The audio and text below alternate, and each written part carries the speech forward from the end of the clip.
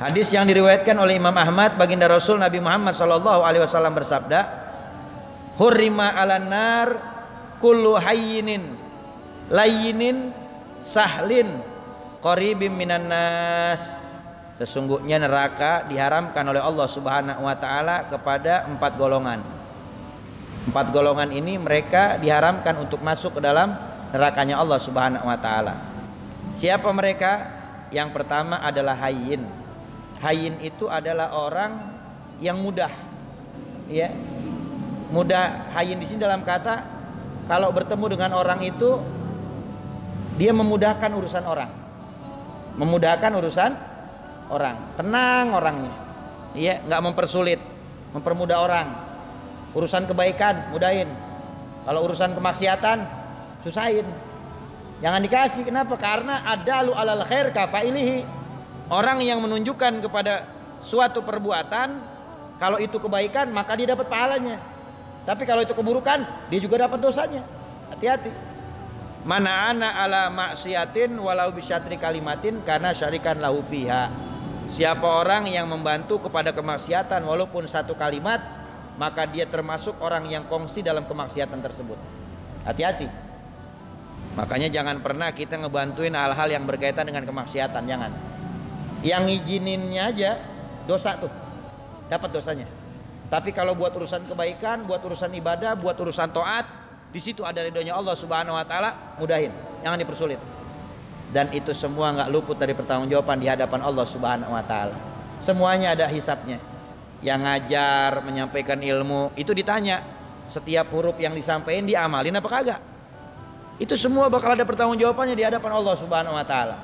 Yang tugasnya ngurusin masjid ditanya, masjid udah makmur apa belum? Bagaimana syiarnya? Duitnya dipakai gak buat umat? Itu ditanya nanti sama Allah Subhanahu wa taala. Yang punya jabatan, tanda tangan tuh yang punya jabatan. Baik dari mulai tingkat RT, RW, lurah, camat sampai presiden. Itu ditanya, tanda tangannya bener gak tuh? Buat hal yang baik apa yang dimurkain Allah? Kalau buat hal yang dimurkain Allah dia tanda tanganin, dosa. Kalau buat hal yang baik dia dapat pahalanya terus. Semua nggak luput daripada pertanggungjawaban di hadapan Allah Subhanahu wa taala. Bahkan pakaian yang kita punya yang bertumpuk di lemari itu nggak luput dari hisapnya Allah Subhanahu wa taala. Dibelinya dari mana, digunainnya buat apa? Hati-hati. Ya. Kita hidup di dunia ini katanya Imam Ahmad bin Hambal dan kata Imam Ali bin Abi Thalib, ad-dunya halaluha hisab wa haramuha adab. Dunia itu yang halalnya aja nggak luput dari hisab. Yang haramnya pasti diadab sama Allah Subhanahu wa taala. Katanya Imam Junaid Al-Baghdadi, orang hidup di dunia itu ibarat masuk ke toko. Masuk ke swalayan. Dia boleh ambil apa aja yang ada di swalayan, tapi ingat nanti di depan dia mesti bayar. Yang bawa troli kecil, yang antrinya bentar nggak lama. Bayarnya juga nggak mahal-mahal banget, tapi yang pakai troli gede lama ngantrinya. Belanjaannya banyak. Mobil 2 dipakai buat apa nih? Duitnya dari mana? Motor 3 nganggur aja. Kenapa nggak diinfakin? Kenapa nggak dimanfaatin buat orang dalam kebaikan? Kenapa itu harta ditumpukin doang, dikoleksiin? Nggak luput dari pertanyaan di hadapan Allah Subhanahu wa taala. Makanya orang kaya dari golongan nabi yang paling terakhir dihisap Nabi Allah Sulaiman. Dan dari golongan sahabat Abdurrahman bin Auf radhiyallahu anhu. Kenapa? Hartanya banyak. Tapi dari golongan para nabi dihisap duluan. Nah, nabi yang terakhirnya Nabi Sulaiman. Setelah itu yang dihisap para sahabat baginda Rasul Nabi Muhammad.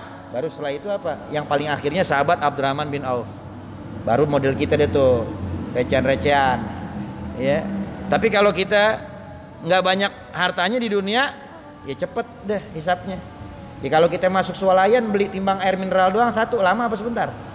Bentar, apa yang mau dihisap? Cuman air mineral doang sebotol. Ya. Tapi maknanya ada orang yang kadang-kadang suka salah persepsi. Kita lagi bahas apa, dia pikirannya kemana? Dia bilang berarti kalau begitu orang Islam nggak boleh kaya dong Ustadz. Siapa bilang? Saya lagi mengingatkan bab hisap. Kalau Anda mau kaya, kayaknya manfaat buat umat silakan. Itu cakep, itu dianjurkan. Memang Allah katakan di dalam hadisnya, di antara hamba Allah Subhanahu wa taala itu ada yang Allah jadiin agennya Allah. Siapa itu agennya Allah? orang yang Allah kasih harta yang banyak, dititipin kekayaan, tetapi Allah mau jadiin dia orang yang nolongin fakir miskin. Kalau ada fakir miskin datang ke dia, dia tolongin. Ada orang susah, dia bantuin. Dia makin diberkahin hartanya sama Allah. Makin subur hartanya, makin berkah. Tapi kalau dia dititipin harta sama Allah, tapi dia nggak bantuin orang fakir miskin, nanti Allah ambil lagi hartanya. Lu gue jadiin agen, lu nggak bagi-bagi harta lu buat orang fakir miskin. Sekarang gue cari agen yang lain, begitu. Sayang, ya. Maknanya bagaimana kalau jadi orang mukmin kaya? Boleh, silakan. Manfaatin buat ibadah, manfaatin buat membantu urusan dakwah buat umat. Tetapi kalau seandainya kita nggak bisa, nggak sanggup sama hisapnya, jangan deh. Ya, saya ingat banget pesan daripada almarhum Ad-Da'ilallah. Saya teringat pesan daripada almarhum Ad-Da'ilallah Al-Arif Billah Sayyidil Walid Al-Habib Ali Ibnul Qutub Habibul Barakah Al-Habib Abdurrahman As-Segab. Sayyidil Walid Habib Ali, beliau pernah mengatakan kepada saya, idza kanatin nufusu kubbaran ta'ibat fi muradiha ajsamu. Dia pesan nama saya, Ahmad, biar ente tahu, nafsu itu kalau diturutin nggak kelar-kelar, nggak ada habisnya. Semakin besar nafsu kita kepada sesuatu yang ingin kita raih dari dunia, semakin capek dan semakin berat dan semakin banyak beban di dalam diri kita. Sesuatu yang kita inginin belum kesampaian, tapi badan kita udah capek duluan. Tuh kata Sayyidul Walid, beliau mengingetin, urusan bab dunia jangan kebanyak kepengenan. Ibadah deketin diri sama Allah Subhanahu wa taala, ikutin Nabi Muhammad. Nanti urusan dunia ikutin apa kata Allah aja. Intinya jangan kebanyakan kepengenan. Ntar kepengenan banyak, sesuatu yang kita pengenin belum kita dapetin, badan kita udah capek duluan. Masih muda tapi kelihatannya kayak udah engkong-engkong. Kenapa? Pusing kebanyakan yang dikepengenin. Tuh, itu mutiara nasihat tuh dari Sayyidul Walid, Masya Allah. Ya, Allah Subhanahu wa taala mudah-mudahan berikan keberkahan buat kita dari beliau insyaallah. Amin ya rabbal alamin. Orang istimewa nasihatnya, ya, memberikan hati ini petunjuk. Orang yang kalau kita pandang bikin kita ingat sama Allah Subhanahu wa taala. Makanya apa? Jadi orang tuh yang mudah. Jadi orang yang mudah. Orang yang mudah, yang suka gampangin urusan kebaikan sama orang, insyaallah diharamin sama nerakanya Allah Subhanahu wa taala. Layinin, yang kedua, neraka diharamin buat orang-orang yang lemah lembut. Orang yang lemah lembut, maknanya apa?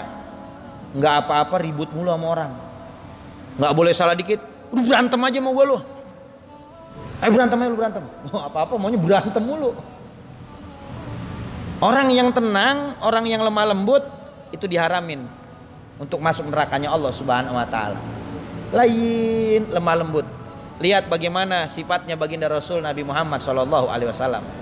Rasulullah sallallahu alaihi wasallam itu lembut bahkan kepada orang-orang yang menzolimi Nabi. Ya. Makanya apa? Makanya kita tanamkan di dalam diri ini sifat lemah lembut. Jangan jadi orang yang setak pongor, sama siapa aja bawaannya pengen berantem mulu. Sama bini maunya ribut mulu, sama anak maunya berantem mulu, sama orang tua ngelawan mulu, sama guru kurang ajar. Jangan, lemah lembut. Ada orang salah sama kita maafin, ya. Jangan kadang di jalan orang nyelip dikit dari sebelah kanan naik motor, diudak dikejar sampai 4 lampu merah. Ya, udah deket timbang digeber gas doang. Ya. Lu kira-kira dong kalau nyelip lu. Wah, ya Allah. Ngapain? Ya, jangan. Kurang-kurangin yang begitu, kurang-kurangin. Ya, kurang-kurangin kalau pengen jauh dari nerakanya Allah Subhanahu wa taala. Yang ketiga, sahlin qaribin minanas. Yang ketiga sama nih, orang yang mudah dalam urusan taat, mudah dalam urusan ibadah, mudah. Kalau yang tadi tuh yang pertama memudahkan urusan orang lain. Memudahkan urusan orang lain. Kalau sahlin di sini mudah, urusan ibadah mudah, diajakin kebaikan mudah, nggak susah, ya. Maknanya apa? Diajakin ngaji, ayo, sholat berjamaah, ayo, sedekah, ayo, bantu bersih-bersih masjid, ayo, nggak susah, ya, gampang, ya.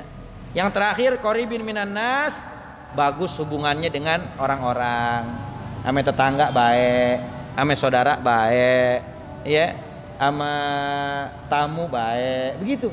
Itu orang-orang yang diharamkan untuk masuk nerakanya Allah Subhanahu wa ta'ala, diharamin.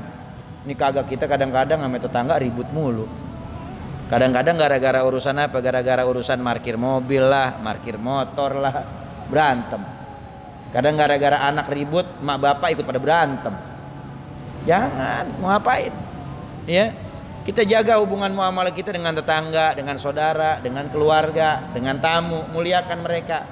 Ya, karena apa? Orang-orang yang tenang, orang yang lembut, orang yang mudah, orang yang bagus hubungannya dengan orang lain, mereka diharamkan untuk masuk nerakanya Allah Subhanahu wa ta'ala.